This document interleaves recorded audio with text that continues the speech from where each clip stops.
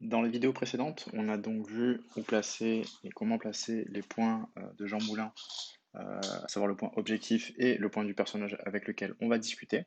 Donc maintenant, dans cette vidéo, on va voir comment créer la discussion avec Jean Moulin, et en particulier la différence par rapport à la discussion qu'on a déjà réalisée avec Bertrand, et que celle-ci intégrera un système de questions ouvertes. C'est-à-dire que le joueur pourra répondre librement, et on va devoir gérer du coup les réponses qui sont correctes et les réponses qui sont incorrectes. Donc, on va commencer par créer la discussion. Hop, donc ça va être Jean Moulin discussion, il n'y en aura qu'une seule. Je veux la déclencher quand j'ouvre le point. Voilà.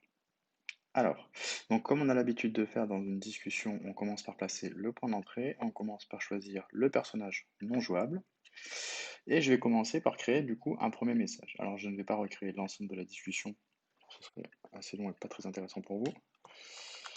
Mais voilà ce qu'on a déjà vu. Hop, type de réponse, je vais mettre message, comme ça le joueur va pouvoir répondre au message de Jean Moulin. Euh, hop, et je vais mettre une réponse.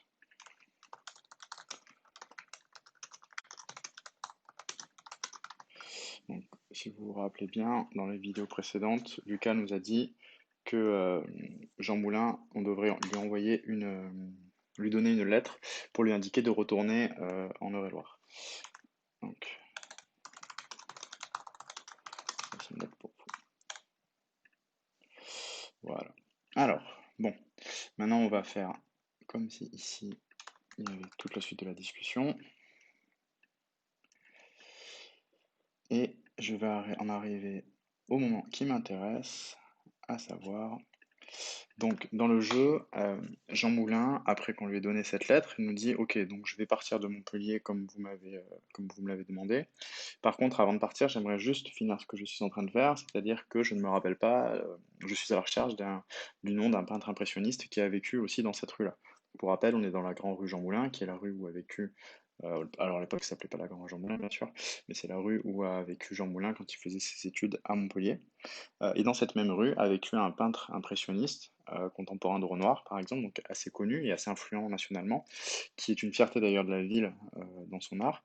Et du coup, ce peintre est quelqu'un que, de nom en tout cas, Jean Moulin connaît, parce que Jean Moulin était aussi un grand fan d'art, et d'ailleurs il avait un coup de crayon assez fort. Donc du coup, le but là de l'énigme est de justement informer le joueur mais que Jean Moulin n'avait pas seulement ses talents politiques et tout ce qu'il a fait pour la Révolution, c'était aussi un passionné d'art et qui d'ailleurs a failli faire carrière pour le coup là-dedans. Et en même temps de parler de Frédéric Basile, donc le peintre impressionniste.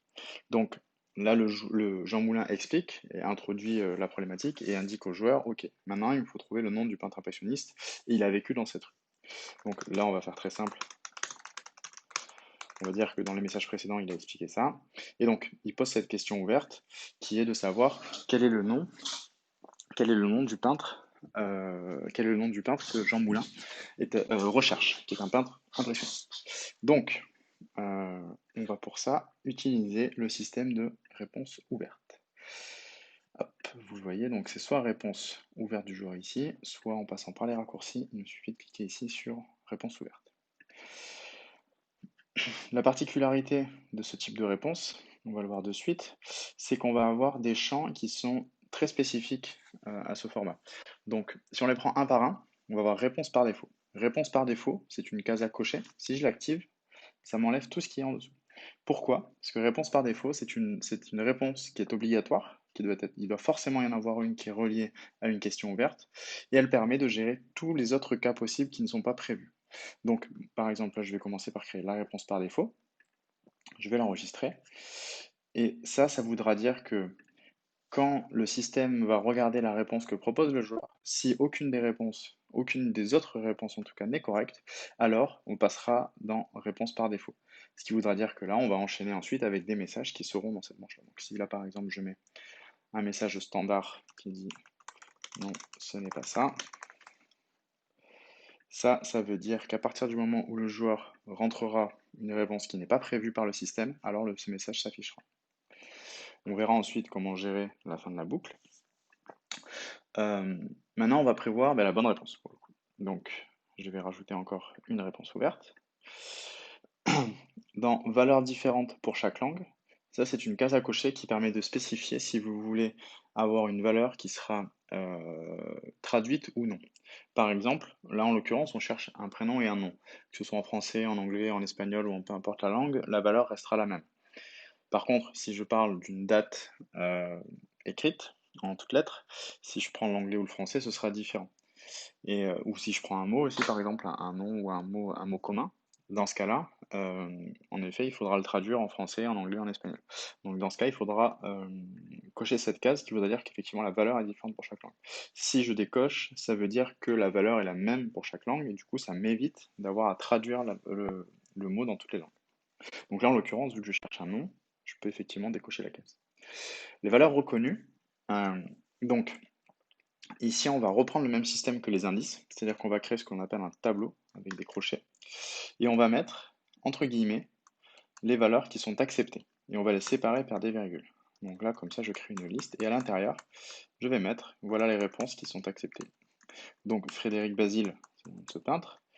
Savoir que la réponse n'est pas sensible à la case, c'est-à-dire que si j'écris comme ça marchera, car tout va être converti en lettres majuscules et sera comparé du coup à la réponse du joueur.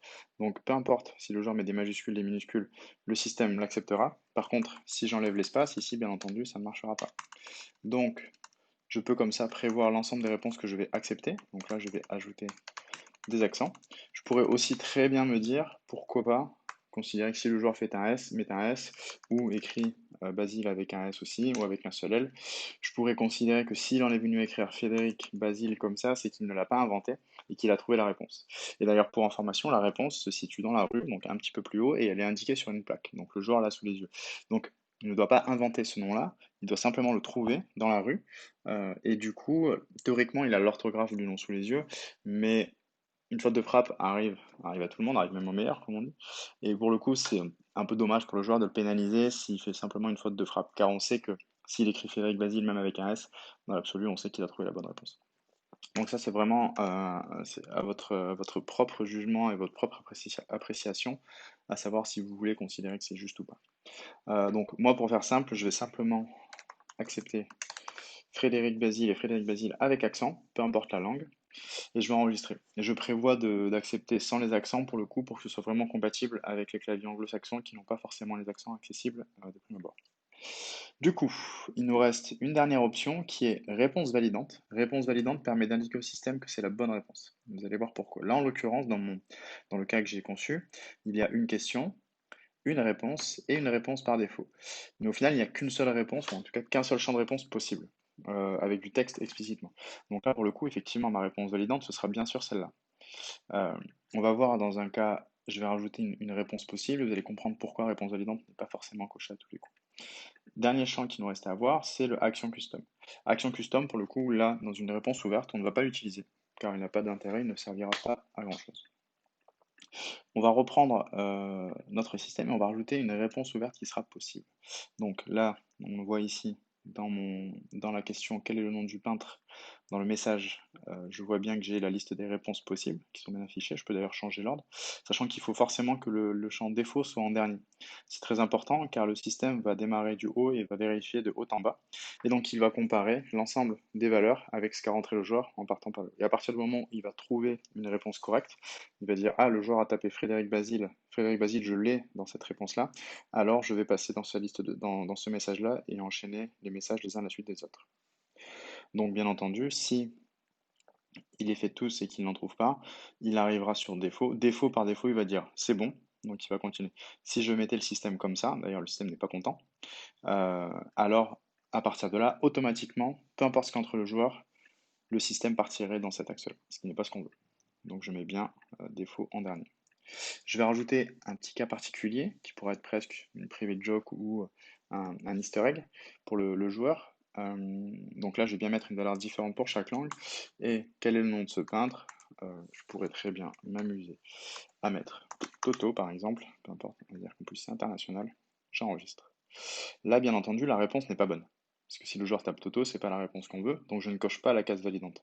Par contre, je veux créer un cycle de réponse, donc un flow de réponse qui va être différent que celui par défaut.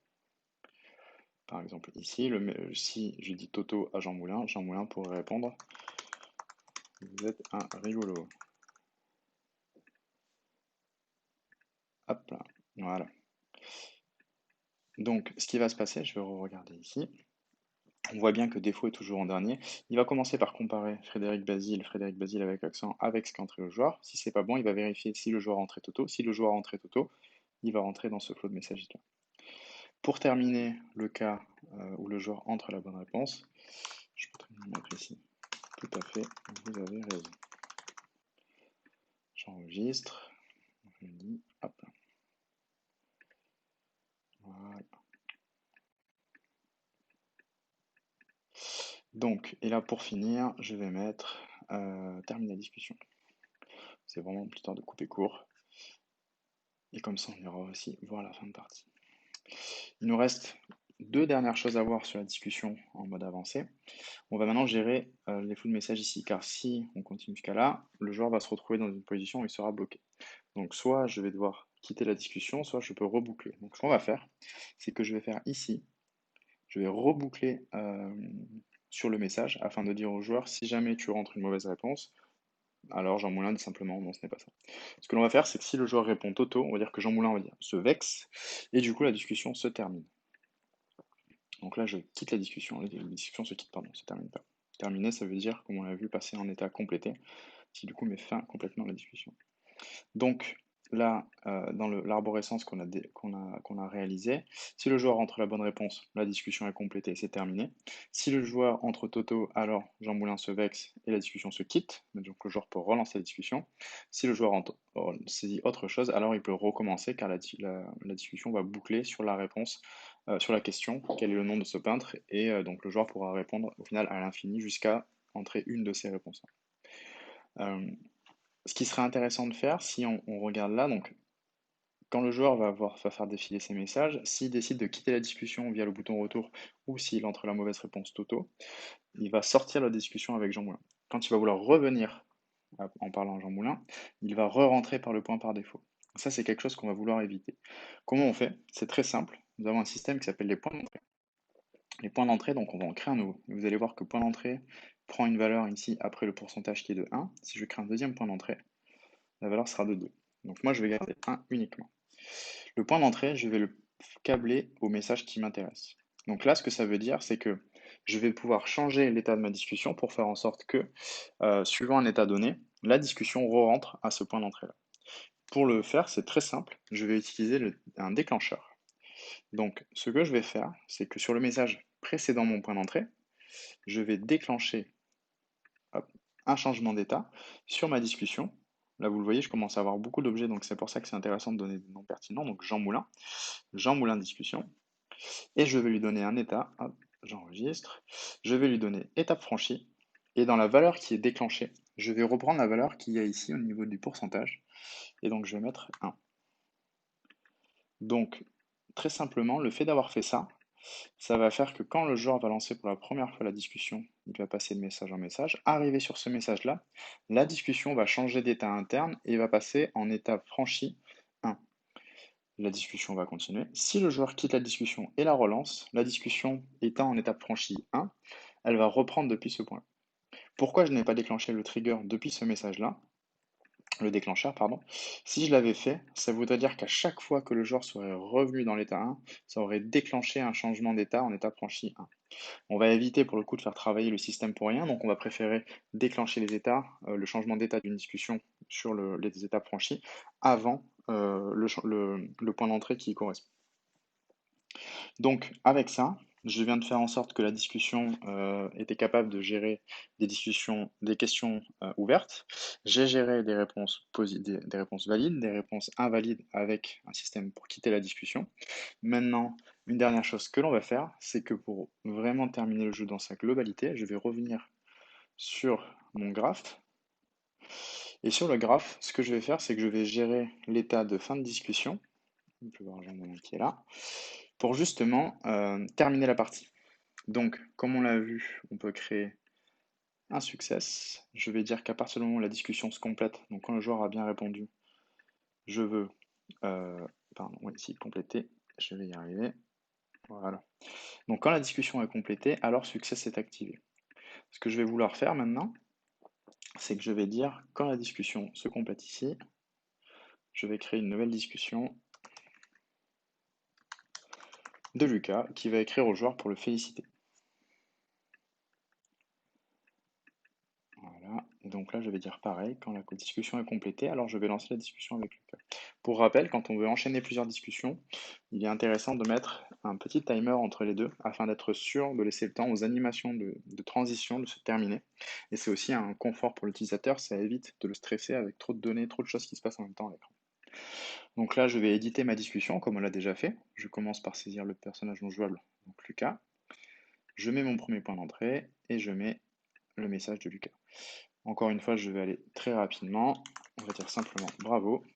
Donc là, je pourrais faire un récap. Généralement, ce que l'on fait, c'est que Lucas envoie un message de félicitations et indique au joueur comme quoi voilà, il a sauvé l'histoire. Grâce à lui, Jean Moulin a pu retourner en Eure-et-Loir et continuer, etc., etc. Donc ça permet un petit peu de faire un récap de tout ce que l'on a fait et notamment de revenir sur les points historiques importants. Mais surtout, rester dans une ambiance très positive et féliciter vraiment le joueur. Donc, généralement aussi pour enchaîner, Lucas indique, ok, je finis le rapport et on se retrouve au bureau. Ça permet de rester un petit peu dans l'univers. Donc là, ce que je vais faire, c'est que je vais préparer une réponse du joueur. Par exemple, terminer la partie. Je vais revenir sur le message de Lucas pour dire que la réponse va être de type bouton. Et là, vous allez voir que la réponse va passer en aqua. Et dans l'action déclenchée, je vais mettre terminer la partie. Voilà. Cette configuration-là me permettra donc d'avoir Jean Moulin avec son énigme question ouverte. J'y réponds correctement. Le système me donne le succès, c'est-à-dire le jeu est gagné. Lucas m'envoie un message pour me féliciter et le joueur a un bouton qui lui permet de terminer la partie et du coup d'arriver sur l'écran de récapitulation de fin de partie. Du coup, dans toute cette vidéo, on a vu vraiment une configuration assez avancée des discussions. C'est un, c'est vraiment un outil qui est puissant. Vous avez la capacité de faire plusieurs choses. En particulier, vous êtes capable de gérer des discussions très large, avec une arborescence très complexe. Vous pouvez reboucler les messages entre eux et faire vraiment évoluer. Ce qui est très intéressant souvent, c'est de laisser le choix aux joueurs, dans des questions ouvertes ou fermées, d'interagir et du coup de s'exprimer à travers les messages. Et ça permet vraiment de redonner une nouvelle dimension, de réengager le joueur. Donc on vous invite fortement à utiliser ça et en tout cas à le considérer et à réfléchir à comment l'utiliser de manière pertinente dans votre expérience. En tout cas, on a fait le tour là des discussions. Si vous avez la moindre question, n'hésitez pas. On pense que ce qui est vraiment le plus important et le plus efficace, c'est vraiment de pratiquer, d'essayer, tester, vous verrez. Vous verrez comme quoi c'est au final relativement simple. Quelques petits réflexes à avoir, mais au final, on refait généralement souvent les mêmes choses. Il ne nous reste plus que quelques éléments à voir pour avoir fait le tour de toute la panoplie d'outils de l'Atlantic Studio. Et là, on va être vraiment sur des petits détails de réalisation qui vont terriblement améliorer l'expérience, mais qui sont plutôt optionnels. Donc à partir de là, vous pouvez déjà dire que vous êtes presque un expert sur l'Atlantic Studio. Donc déjà, félicitations. Et puis je vous dis à de suite.